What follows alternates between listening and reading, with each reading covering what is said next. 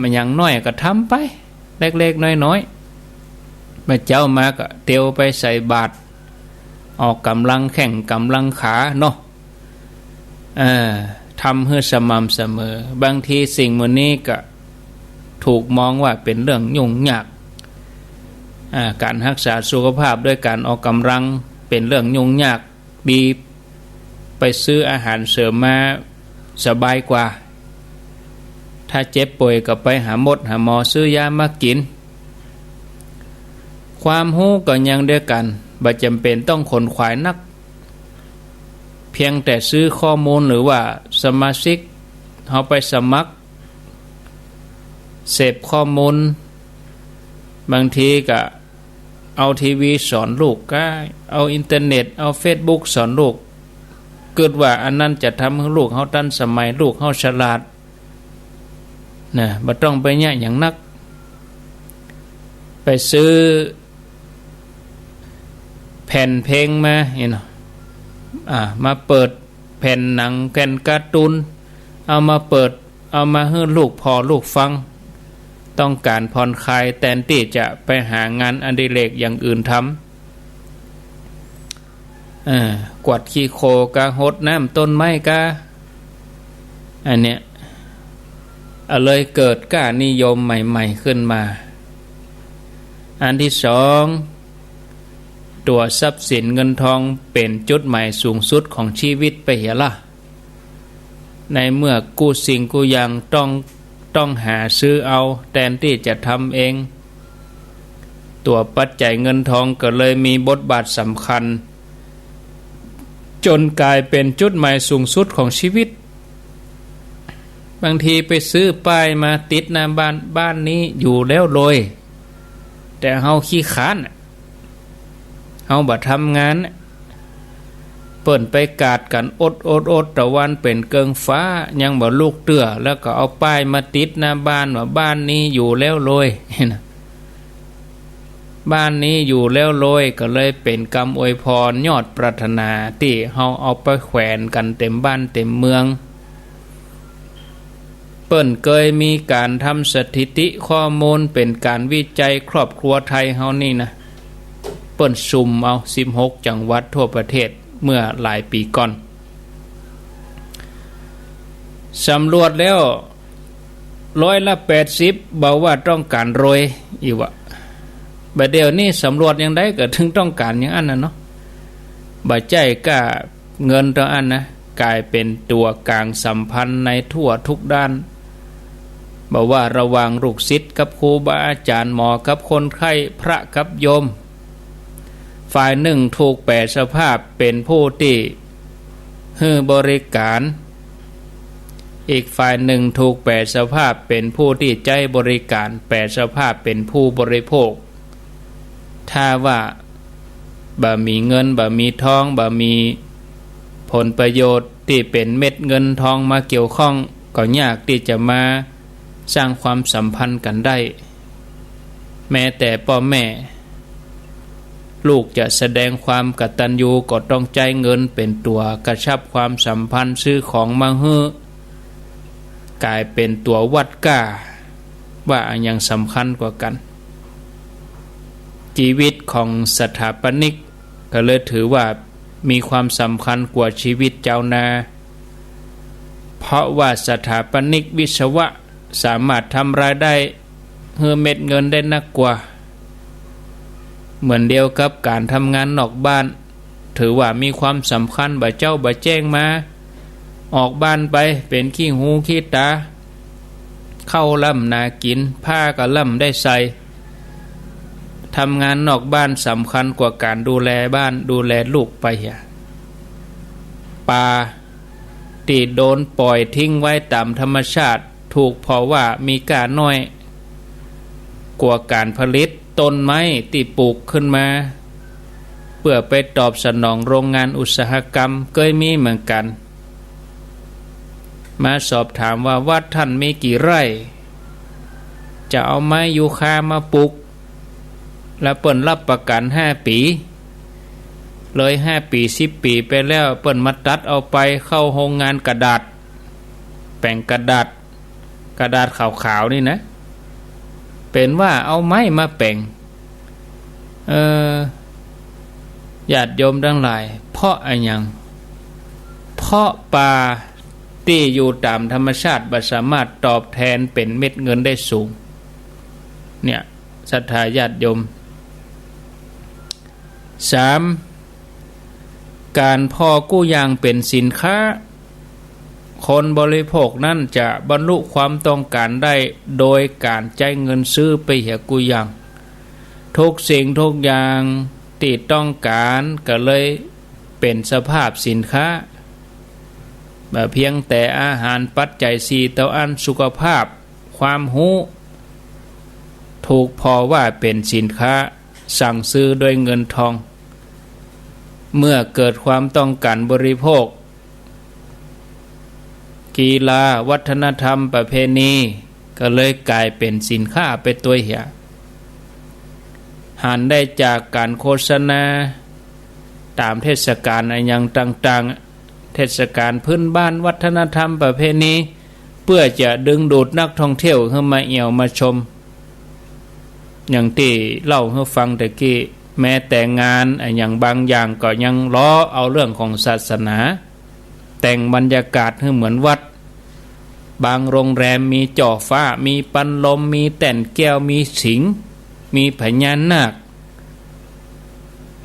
เว้นอย่างเดียวคือมีทุเช่าตัวอันหมู่นั้นเหมือนวัดมดเพื่อจะดึงดูดนักท่องเที่ยวให้มาเอี่ยวมาพอหรือว่าความมั่นคงทางจิตใจดีบ่ดีก็กลายเป็นสินค้าไปก็มีความมั่นคงทางจิตใจกลายเป็นสินค้าอย่างใดก็ได้แก่เฮาตีก้าตีราคาพระเครื่องรุ่นนั้นรุ่นนี้นะกำกึดทัศนคติที่ว่ามานี่เป็นส่วนหนึ่งของความต้องการคนที่ผลิตเพื่อมุ่งแสวงหากำไรที่นักที่สุดก็เลยพยายามทุกสิ่งอย่างให้เป็นสินค้าขณะที่คนที่บริโภคนั้นบอกว่าจะเคยอยู่ในสถานะใดอย่างใดศรัทธาญาติโยมก็ควรจะพิจารณาพิจารณาถึงความเป็นอยู่ดั้งเดิมของตัวเองนะแต่ถามว่าจะไปย้อนพลิกไปเหมือนเก่าดั้งเดิมเก่าแท้มันก็เป็นไปบ่ได้ก็เหมาะพอให้พอดีนะศรัทธาญาติโยมท่านทั้งหลายจะไปให้มันเกินไปนี่นะความสะดวกสบายนะอันที่4นี่ความสะดวกสบายเป็นสิ่งสำคัญในชีวิต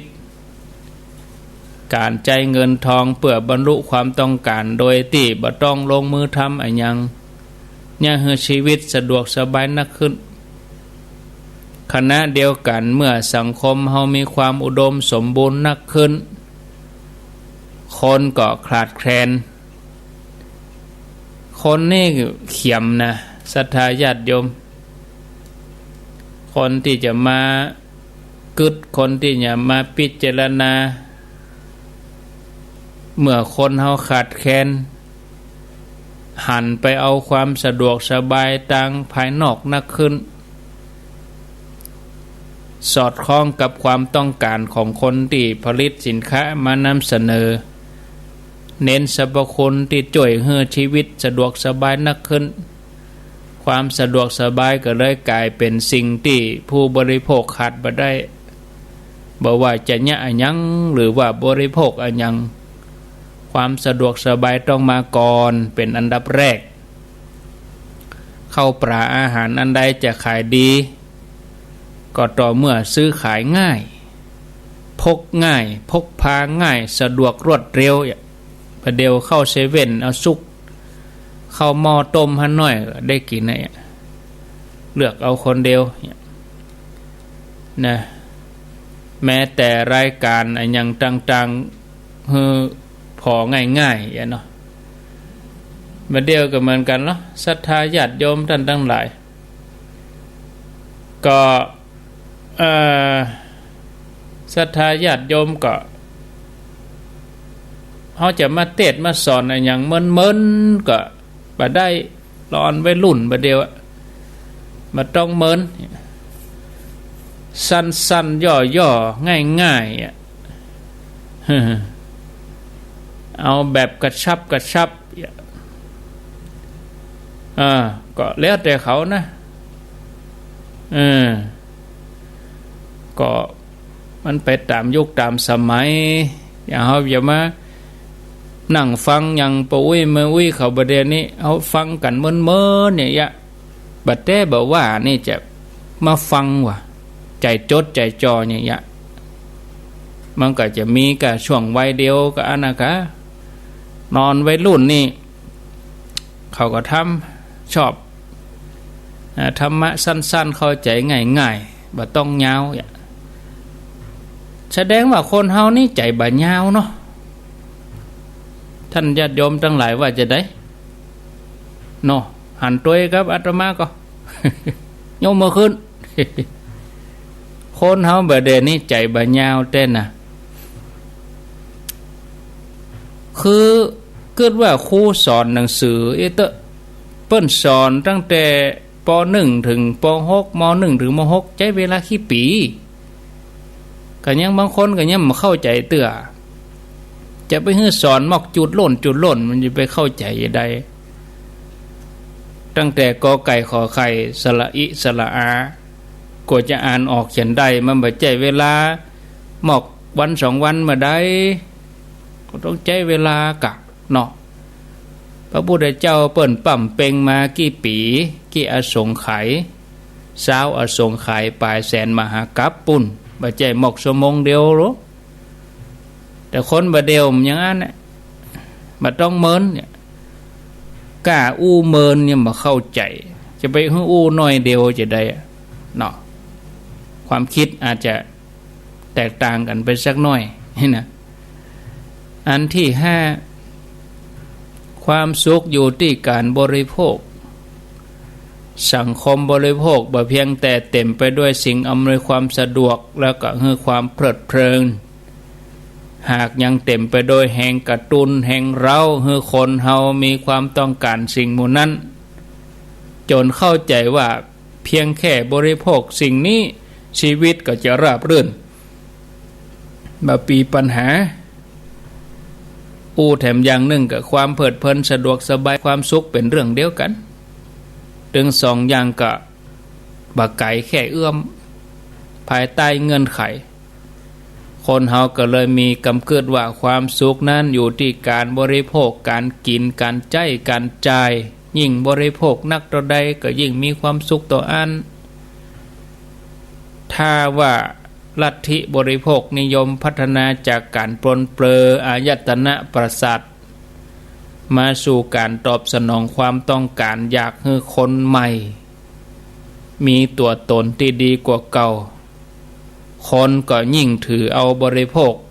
เป็นหนทางแห่งความสุขจุดหมายปลายทางไปเหียเอาความสุขทางกายเหนือกว่าความสุขทางใจเนี่ยศรัทธาญาติโยมทั้งหลายผลกระทบเป็นอย่างใดเวลาเฮาอยู่ในสังคมบริโภคนิยมนี้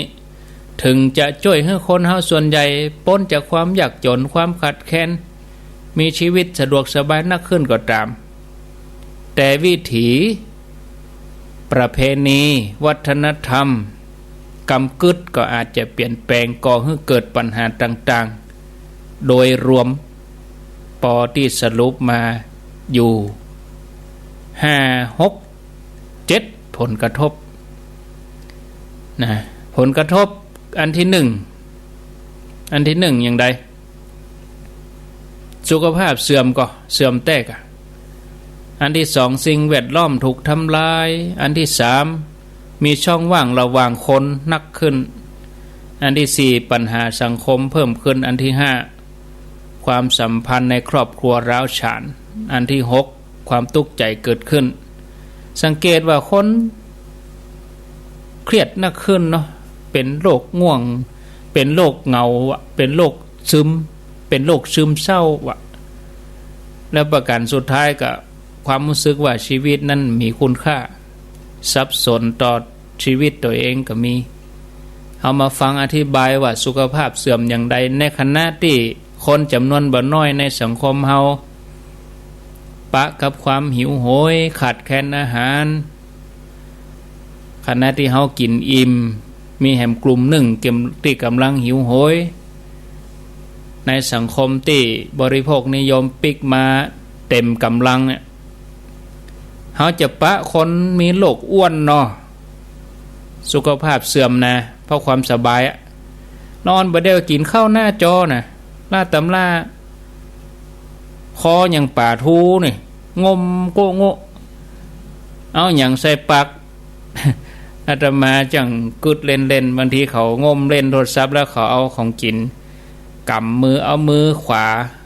เอาผ่องมันจ้างเขาจ้างมือขวาเนาะเอามือซ้ายกำโทรศัพท์พอก้มหน้ามือขวาก็กำของกินใส่ปากเฮาแค่ย้ายเนาะเฮาเป็นลักย้ายเปลี่ยน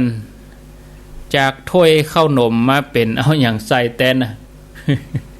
เนาะเขาอีกำใส่ปากอย่างนั้นก็หามาเดียวเป็นอย่างนั้นแท้เราอ่อนเป็นโรคอ้วนเนาะตัวตุ้ยปุลุกปลักแฮะน้ำหนักนักเกินไปขณะที่มีพวกคนที่ขาดอาหารประมาณ800ล้านคนเป็นโรคอ้วนประมาณ 1,400 ล้านคนวะทั่วโลกนี่นะโดยเฉพาะเมืองไทยนี่หมอเปิ้นสำรวจมาแล้วล่าสุดเนี่ย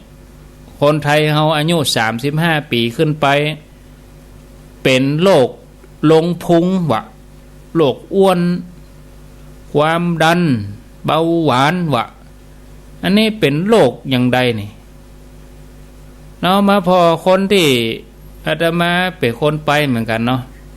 ไปตั้งอมไกวด้วยเต่าตั้งแม่แจมญาติโยมตั้งวัดจันทร์นี่มีปัญหาหมดนี่นะหมอห้องมาตรวจสบายบ้านเราเดียวอสมก็หมออนามัยมาประกาศเอาตรวจเด้อมา30 คนปุ๊บเบาหวาน29 คน อันนี้เสี่ยงกลุ่มเสี่ยงไปวัดจันทร์บะหมี่เปิ้นอย่ามาประกาศห้องหาคนความดันเบาหวานมันมีหรอศรัทธาญาติโยมถ้าเขาจะอู้แหมอย่างหนึ่งก็คน3 คนที่เขาจะไปถามเนี่ย3 คนนี่จะมีคนเป็นโรคอ้วนคนวะลงพุงนะขณะติดละอ่อนน้อยๆก็เป็นโรคนักคืนเนี่ยเหตุนี้ก็น่าแปลกใจที่คนไทยเฮามีโรคความดันโลหิตสูงโรคไขมันในเลือดสูงโรคเบาหวานหลอดเลือดตีบตันนี่นะโรคที่ว่ามานี่ก็เป็นโรคเกี่ยวกับอาหารทั้งนั้นอาหารการกินทั้งนั้นนอนบ่เดียวกินกับขนมพักบ่กินยังบ่ฮู้เนาะบักแข็งแรงเฮาละอ่อนดอยมันหล่นแข็งละอ่อนเมืองเฮารู้โธ่ละอ่อนดอยนี่น่องป้อมดอกแข็งปิ๊กเลยล่ะหล่นขึ้นดอยสบายละอ่อนมาก5 ขวบ 4 ขวบนี่นะหล่นมุนจินไปพุ่นแล้วโธ่เล่นขี้ฝุ่นเล่นอย่างกันไปหน้าตามอมแมมแต่เขาแข็งแรงนะจะมาไปที่กอมูเดอเนี่ยกินขนมเส้นนี่เอาจอนบะปอหย่ามเลย ใส่ปากกินกันไปอย่างนั้นเป็นธรรมชาติดีเปิ้นอยู่กันมาตั้งเดิมของเฮานี่จะกินอย่างระเม็ดระไมเนาะกลัวเชื้อโรคกลัวอย่างขนมโต๊กนี่เอาปัดหรอปัดเชื้อเหรอถึงละอ่อนตั้งดอยพุ่นนะตั้งรุ่มเฮานี่โอ้ระเมียดระไมเนาะก็ยังมาเป็นโรคง่ายๆอยู่แสดงว่าเชื้อโรคมันอยู่กับคนรวยรู้ได้โดยวิธีต่างกันยิ่งเจริญทางด้านวัตถุต่อใดวิวัฒนาการของเชื้อโรคเขาก็เจริญมาต่ออันขณะเดียวกันเขาก็ใช้ชีวิตอย่างสะดวกสบายบ่ออกกำลัง บ่ต้องทำงานอย่างที่ใจบาใจแห้งใจเวลาส่วนใหญ่ก็นั่งนอนพอทีวีเหียจะไปฮื้อบ่เป็นโลกหมู่นี้ได้อย่างใดญาติโยมธรรมะก็บ่ฟังวัดก็บ่เข้าทุเจ้าก็บ่ฟังก็เป็นโลกซึมกะปิดประตูบ้านขังตัวเก่าบ่ไปที่ไหนการงานสังคมก็บ่ไปก็นั่นก็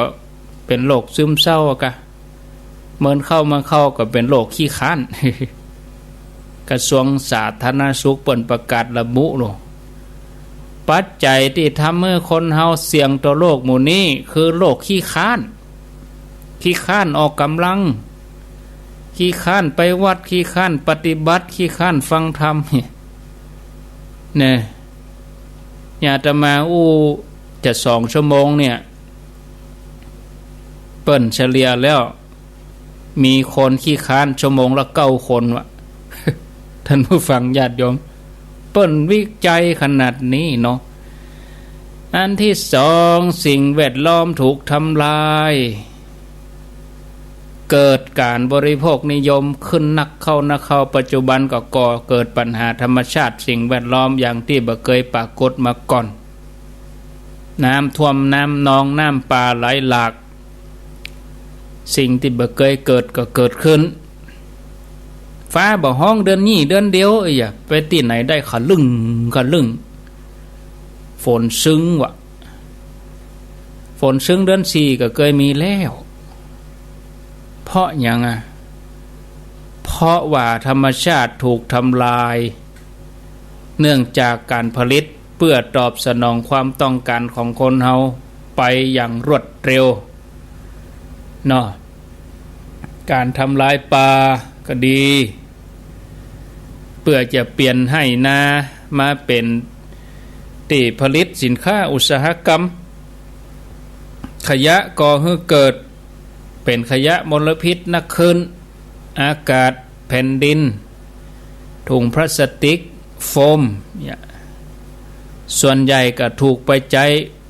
ในเรื่องของบรรจุภัณฑ์เกิดความสะดวกสบายในการพกพาในการขนส่งกระบวนการผลิตการบริโภคหมู่นี้บ่เพียงแต่ก่อให้เกิดปัญหาสิ่งแวดล้อมในระดับท้องถิ่นส่งผลให้เกิดการแปรปรวนของธรรมชาติ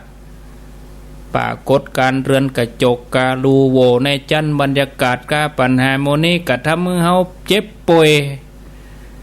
มาเจ้ามาเปิ้นเฮาไปเอาแดดหน่อยแดดวิตามินเหรออันนี้เฮายังบ่ลูกเตื้อมันจะไปได้แดดวิตามินที่ไหนก็ไปได้แดดเมื่อตอนก็เป็นแดดมะเร็งไปได้อากาศที่ก่อให้เกิดโรคภัยไข้เจ็บนอกจากมลพิษโรคใหม่ๆขึ้นมาเฮาไปกึดไปฝันเนาะโรคหานี่จะมาลงเฮาแต่ก่อนนี่เฮาว่าหาโรคหามากับสัตว์หากินเป็ดกินไก่ไปได้นี่โรคหามากินมนุษย์โรคใหม่ๆเกิดขึ้นมาโรคนั่นไปโรคใหม่มาแทนตึงจะมีแหมอยู่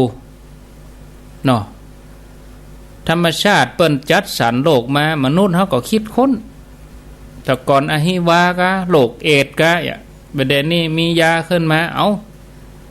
าโรคเนี่ยเอาโรคมาตั้งลมหายใจเนี่ยนี่ศรัทธาญาติโยมโควิดนี่เลยมาเลยมนุษย์เนาะมันชอบสังคมกะเอาโรคนี้มาจัดการกันมั้งนี่หรอเอาไปเอามาก็เดือดร้อนถึงดินฟ้าอากาศแปรปรวนฝนแรงน้ำท่วมพายุฝนพายุมาทีขึ้นขณะเดียวกันก็ทำให้การผลิตอาหารพืชพันธุ์ต่างๆลดน้อยถอยลงไปชาวประมงก็จับปลาได้น้อยดินก็ขาดความอุดมสมบูรณ์เพราะว่าเฮาทำลายดินกระบวนการทางธรรมชาติศัตรูพืชนักขึ้นก็จะต้องใช้สารเคมีเพิ่มขึ้นปัญหาโลกร้อนก็เลยลุกลามขยายตัวอันต่อมาช่องว่างระหว่างคนนักขึ้นเมื่อคนเฮาไปนิยมบริโภคนิยมก็ทำให้คนหันแก่ตัวนักขึ้นเพราะต่างคนต่างถือเอา ยศถาบรรดาศักดิ์ต่างคนต่างถือเอาหน้าตาต่างคนต่างถือเอาความร่ำรวยต่างคนต่างถือเอาอำนาจตัวเองเป็นใหญ่พยายามมุ่งแสวงหาประโยชน์ส่วนตัวให้ได้นักที่สุดนำไปสู่การเอารัดเอาเปรียบกันเปิดโอกาสให้คนมือไผ่ยาวสาวได้สาวเอาเนี่ยศรัทธาญาติโยมการเข้าถึงทรัพยากรถูกเอารัดเอาเปรียบเบียดบังนักขึ้นผลก็คือมีช่องว่างระหว่างคนนะบริโภคนิยมนี่ก็ยังนำไปสู่การใช้ทรัพยากรที่บ่เป็นธรรมที่บ่สมเหตุสมผลนะเอาง่ายๆศรัทธาญาติโยมการใช้ทรัพยากรที่บ่สมเหตุสมผลอย่างใดถึงวันนี้คนเฮามีหลายพันล้านคนเนาะเกือบหลายพันล้านคนกันแล้วกันขาดน้ำสะอาดคนที่อ่านหนังสือบ่ได้เขียนบ่ได้ก็มีปัญหาขาดแคลนในเรื่องของปัจจัยพื้นฐานมีขณะที่เฮานั่งรถขี่รถไปก็ยังมีคนนั่งข้างถนนยังมีคนขอทานยังมีคนล่อนเล่พระเนจรยังมีคนที่ตกงานขณะที่แห่มกลุ่มหนึ่งก็ยังกินยังฟุ่มเฟือยทรัพยากรหมู่นี้ที่มีคุณค่าก็เอาไปใจเพื่อตอบสนองความฟุ่มเฟือยไปบ่ได้เอามาใจให้คนที่ขาดแคลนที่มีอยู่ในทุกหย่อมยากปัญหาสังคมเพิ่มขึ้นยังได้ญาติโยมทั้งหลายการเอารัดเอาเปรียบกันการจี้การปล้นอาชญากรรมเนาะเมืองไทยเฮานี่ครั้งหนึ่งเคยได้รับการยกย่องว่าเป็นเมืองที่ปลอดภัยเป็นเมืองที่มีน้ำใจได้รับสมญานามว่าเป็นสยามเมืองยิ้มบัดเดี๋ยวนี้ตำแหน่งนั้นลดไปเหรอล่ะได้ตำแหน่ง1 ใน 5สถิติคนกินเหล้านักที่สุดวะ ตำแหน่งนี้ไม่ค่อยได้เนาะยาเสพติดยับได้แต่ละครั้งแต่ก่อนมอก100 เม็ดบัดเดี๋ยวเป็นล้านเม็ดแต่ว่าวันซืนนี่อย่างยาอีก็อย่างโคเคนครับกล้าเป็น10,000 ล้านวะยับได้บัดใจมอกกิโล2 กิโลเป็นปันเป็น10,000 กิโลปุ่นวะปัญหายาเสพติดปัญหาการพนันแผ่ไปทุกหย่อมยาเกิดปัญหาหนี้สินก่ออาชญากรรมระบาดไปความสัมพันธ์ครอบครัวร้าวฉานบริโภคนิยมเพิ่มเติมเข้ามาสร้างความฟุ่มเฟือยบ่ฮู้จักหยุดหย่อนเศรษฐกิจครอบครัวกระทบละเลยความสัมพันธ์ในครอบครัวบ่มีเวลาพ่อแม่บ่มีเวลาให้ลูกเข้าบ้านมากับต่างคนต่างอยู่ห้องไผ่ห้องมันพ่อเข้าบ้านค่ำแม่พอรับแล้วลูกก็พออยู่กันในห้องดูกับ Facebook ดูกับโทรศัพท์อยู่คนจอกคนเจงแทบบ่มีเวลาอยู่พร้อมหน้ากันจะกินข้าวสักมื้อหนึ่งแทบบ่มีพ่อแม่ต้องออกไปทำงานแต่เจ้าปิกเข้าบ้านก็ดึกปรากฏว่าพ่อแม่50%ในเมืองหลวงกรุงเทพเชียงใหม่เฮานี่ยอมรับว่าแต่ละวันมีเวลาทำกิจกรรมอยู่กับลูกกับครอบครัวเพียงชั่วโมงเดียวเท่านั้นนะหลายครอบครัวทดแทนความเหินห่างด้วยการใช้วัตถุหรือว่าเงินแสดงความฮักลูกเขาได้มือถือใหม่ก็เอาฮื้อไปลูกเขาได้รถใหม่ก็ฮื้อไปฮื้อความสำคัญกับเงินกับวัตถุมากกว่าจิตใจหลายครอบครัวถึงกับหย่าร้างโดยเฉพาะคนหนุ่มคนสาวอยู่กันไปหม้อเข้ายังบัดดำทัศนคติไม่ตรงกันนี่เนาะปัจจุบันมีโอกาสหย่าร้าง1 ใน 4ในการจดทะเบียนแต่งงานกันเฮาพอดาราเนี่ย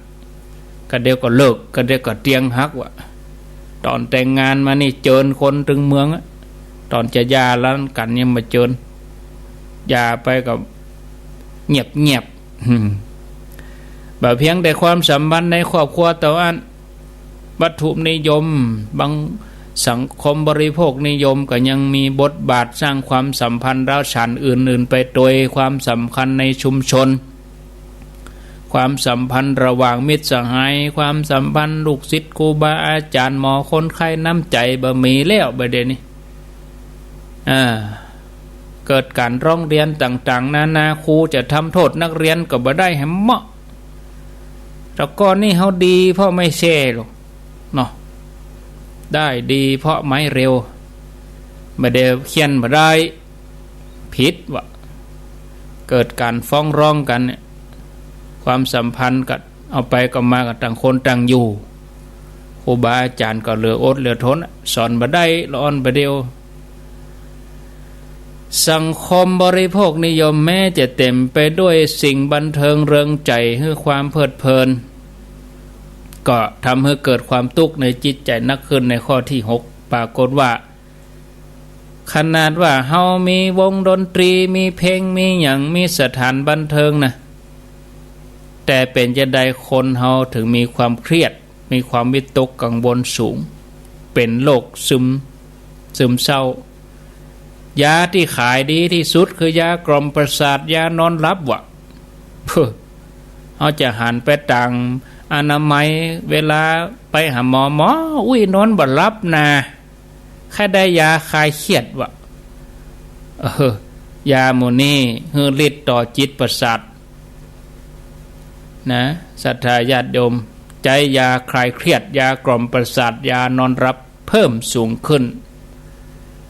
นี่สังคมนิยมลัทธิบริโภคนิยมก็กระตุ้นให้คนเขาเกิดความต้องการสิ่งใหม่ๆเริ่มต้นจากการทำให้ตัวเก่านั้นรู้สึกว่าบ่พอใจเตื้อยังบ่เดียวถ้าเริ่มรู้สึกว่าตัวเองอ้วนก็อายผิวดำไปนี่นะวงแขนบ่ขาว พอโฆษณาเอาละเข้าไปผ่าตัดกินยาลดความอ้วนไปดูดไขมันไปเนี่ยอย่างสปะหูซื้อว่าโทรศัพท์ของตัวเองด้อยไปรุ่นตกรุ่นไปแต่เมื่อได้เกิดความต้องการสิ่งใหม่ๆตัวตามแห่งโฆษณาก็เกิดความทุกข์ขึ้นมาทันทีเมื่อใดอยากสมหวังระวังตีตัวเองไขว่คว้าขนขวายเข้ามาก็ต้องเหน็ดเหนื่อยเดือดร้อนพ่อแม่แม้จะเป็นสุขเพราะสมหวังแต่ก็เป็นทุกข์ที่จะต้องคอยดูแลรักษากลัวเปิ้นจะมาลักขโมยวิตกกังวลภัยจะไม่แย่งชิงไปบางทีโทรศัพท์รุ่นใหม่ๆออกมา 3-4 หมื่นเนี่ยร้องกำอู้ไปตัวหรอแทนที่จะปลอดภัยนะโจรมันก็แค่ได้โทรศัพท์มันแปลงขี่รถเครื่องมาแอบเฮาปิวกำไปแล้วพิ้วไปปุ่นล่ะหล่นตัวเองก็บดันเนี่ยศรัทธาญาติโยมท่านทั้งหลายอาการที่ว่ามานี้ก็เป็นปัญหาเนาะศรัทธาญาติโยมสุดท้ายข้อที่7ความรู้สึกว่าชีวิตนี่มีหยังมามีคุณค่าสับสนเป็นโรคซึมเศร้าลัทธิบริโภคนิยมเนี่ยสัญญาว่ายิ่งมีสิ่งเสพนักเท่าใดชีวิตจะมีความสุขนักเท่าอันแต่มันไม่ใจหลายคนเพราะว่าแม้ชีวิตจะมีความสะดวกสบายนักขึ้นแต่ก็ไม่ได้มีความสุขนักขึ้นเลยตรงกันข้ามญาติโยมทั้งหลายกลับมีความทุกข์ยิ่งกว่าเก่ายิ่งกว่าเดิมทีแรกก็อาจเข้าใจว่ายังมีทุกข์อยู่เพราะว่ายังมีเงินมีทองมีสิ่งเสพมีวัตถุบรรนักปอเตื้อเมื่อดิ้นรนแสวงหาเพิ่มมาแต่บอกว่าจะหามาเท่าใดก็ยังรู้สึกบ่อิ่มบ่เต็มแม้ทีแรกจะดีใจเมื่อได้มาสมอยากแล้วแต่เมื่อบ่เมินบ่นานเมินเข้าได้มาแล้วต่ออันก็อยากจะได้เพิ่มเข้าไปแถมในส่วนลึกของใจก็เกิดความรู้สึกว่างเปล่าทั้งที่รอบตัวนั้นมีครบหมดแล้วสภาวะอย่างที่ว่ามานี้ทำให้เรารู้สึกว่าชีวิตอย่างมามีคุณค่า จุดหมายของชีวิตเคยคิดว่าอยู่กับเงินกับทองอยู่กับวัตถุที่เสพให้นักๆนั้นเมื่อเป้าว่ามันบาดใจก็รู้สึกเคว้งคว้างเพราะบ่ฮู้ว่าจะเอาหยังมาทดแทนให้ชีวิตตัวเองนั้นเต็มพร้อมกันนี้เมื่อได้เสพอย่างเต็มที่จนถึงจุดหนึ่งก็จะเกิดความสับสนในตัวเองขึ้นมาว่าอันหยังคือตัวตนที่แท้จริงของเฮาอย่างที่ว่ามาแล้วการบริโภคของคนจำนวนบ่น้อยมีจุดหมายก็เพื่อการสร้างตัวเองขึ้นใหม่เพียงเพื่อเปลี่ยนตัวเองไปตามใจปรารถนาไปตามใจปรารถนาคือเป็นคนทันสมัยเป็นคนมีระดับเป็นคนที่เอาชนะได้บางคนถึงกับผ่าตัดเปลี่ยนหน้าตาตัวเองไปเลย เคยมีข่าวเหมือนกันหรอสองสามีภรรยาตั้งอีสานพวกกันที่ไหนภรรยาถูกหวยแล้วก็จะหย่ากันก็ตอนนั้นถูกได้80 ล้านหย่าสามีไปอยู่30 ล้านเอาฮื้อไปเลยสามีกับไปสัญญกรรมหน้าใหม่หมดเหรอวะ เปลี่ยนคนใหม่ไปเหรอวะแต่ใจเก่าเนาะแทนที่การถูกหวยการได้รางวัลนั่นจะทำให้ครอบครัวอยู่ด้วยกันเมินหันมาหลายลายเหมือนกันนะแตกแยกไปเลยศรัทธาญาติโยมท่านทั้งหลายไปกับเวลาไหลไปติ๊กข้างแหม10 นาทีสุดท้ายก็ขอเจริญปอนเอาไว้เต้าอี้ก่อนเนาะญาติโยมไผจะจะก็ขอเจริญปอนเข้ามาที่0998366322รายละเอียดงานวันที่26ก็ขอเชิญชวนญาติโยมท่านทั้งหลายวันที่26นี่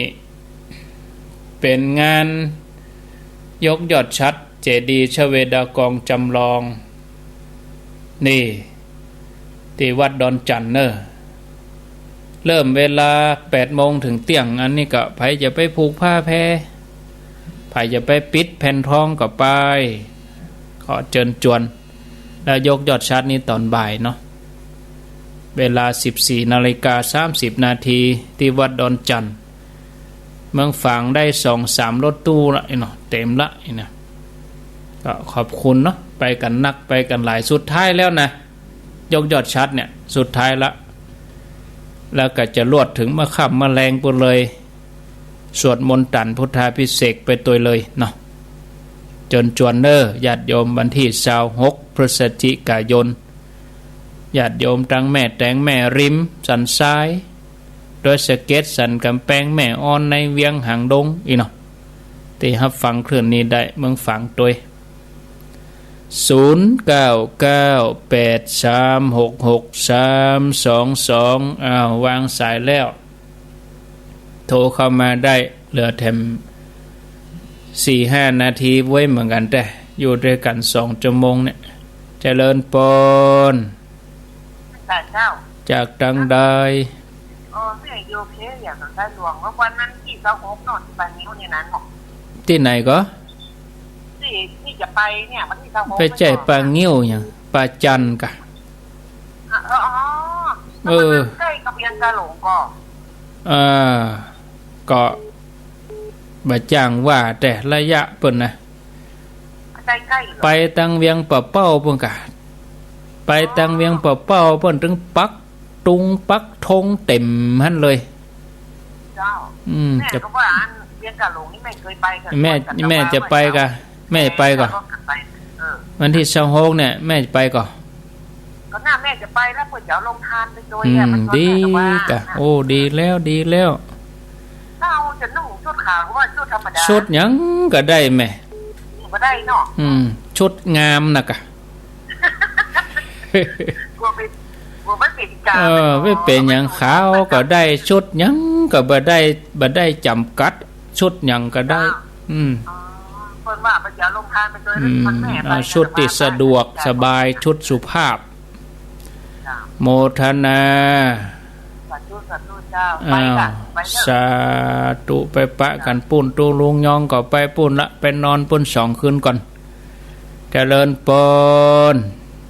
ก้อยสาเจ้าท่านพระครู จากดังใด อยู่บ่อสร้างแม่ไข่แก้วบ่อสร้างเติมแปลงเจ้า แม่ไข่แก้วบ่อสร้างเนาะ เจ้าไข่แก้วเจ้า ไข่แก้วไข่แก้ว ไข่แก้วบ่อสร้าง ฟังชัดเจนก็แม่ไข่แก้ว ว่าได้กับเจ้า ฟังชัดเจนดีกะ อ๋อฟังชัดเจนดีเจ้า โอ้ท่านพระครูเทศน์วันนี้ได้สาระสุดยอดเลยเจ้า อันนี้อูแบบฉบับเกิงสมัยหน่อยเนาะ มันนั้นเหมือนท่านพระครูว่าเหมือนครูท่านพระครูเทศน์ทุกอย่างเลยอ่ะสมัยเดี๋ยวนี้มันเอาสะดวกสบายว่าเนาะ สบายแต่ พระครูเทศน์ว่า อืม เอาป้ายมาแขวนไว้บ้าน บ้านนี่อยู่แล้วรวยอ่ะ เนี่ย โคตรท่านมันจะรวยได้อย่างไรเนาะ เท่กะ ถ้าพระครูถูกอกถูกใจก็ ฟังอยู่นะเจ้าไม่ใช่ว่าอ่านใจฮ้อนใจเย็นนะเจ้าฟัง2 ชั่วโมงกันนะ โอ้ดีกะ ดีแล้วดีแล้ว เจ้า อนุโมทนา เป็นกำลังใจกันนะเจ้าเป็นกำลังใจกันวันนั้นจะสอบคู่ไป ไปเอวกะเนาะ เจ้า สาธุอ้าวขอบคุณล่วงหน้า เจ้า ไผตั้งใจจะไปก็ขอบคุณล่วงหน้าเจริญปน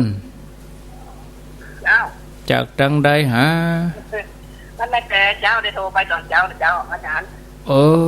บ้านอย่างก็ บ้านแม่แกเจ้าตำบลแม่แกเจ้า แม่แฝกเจ้าติดกับมันได้น้ำพริกเป็นแม่แกงแม่ลิงเจ้า ฟังชัดดีกันนี่ เจ้าทันทีเจ้า ติดตามตลอดเนาะ ติดตามตลอดเจ้า 104นี่ใส่เจ๋วกะใส่ปิ้ง วันนี้ใส่บางวันผมไม่ได้ยินนะ วันนี้ใส่ปิ้งเลยเนาะวันนี้เนาะ เจ้า วันนี้อากาศถ้าจะดีนะ เจ้าอากาศมันบอกว่า จุ่มเย็น เดินมาแล้วก็ไปแล้วเจ้าที่โซนที่โซนเจ้า ปุ่นวันที่11ก็มาแหมเด้อ เจ้า 11 ธันวา ย้ำมองมาทำลายพระอาจารย์นะเจ้า จำได้กะ เจ้า จำได้